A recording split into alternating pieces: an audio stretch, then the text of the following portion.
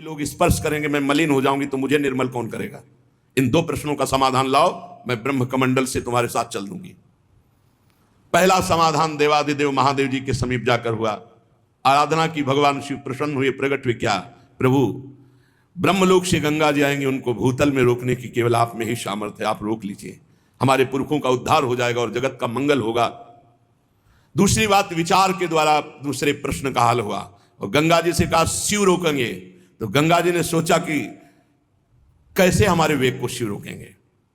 दूसरे प्रश्न का समाधान भगीरथ जी ने कहा हमारे देश के पावन जो भजनानंदी प्रेमी महात्मा है, भगवत प्राप्त हो, जब स्पर्श करेंगे तो आप निष्पाप हो जाएंगी। समाधान दोनों प्रश्नों का हुआ। गंगा जी बड़े वेग से चली। भगवान शिव नेत्रों से भी गंगा जी को रोक सकते थे, संकल्प से रोक सकते थे, लेकिन भगवान श्री हरि का चरणोदक है तो जटा खोल दिया।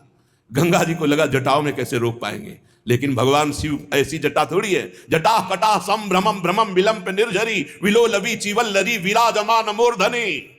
भूल गई गंगा जी निकलना जटा रूपी कटा में और बांध लिया। भगीरथ ने कहा प्रभु हमारा उद्देश्य तो फिर एक जटा खोली जिससे तीन धाराएं, अलकनंदा आकाश गंगा, देव गंगा, मंदाकिनी पाताल गंगा और भागीरथी गंगा मृत्यु लोक में।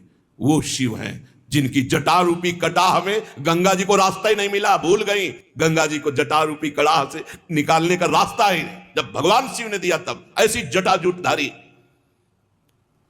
और कह रहे अकाम, काम है ही नहीं उनके हृदय में। तो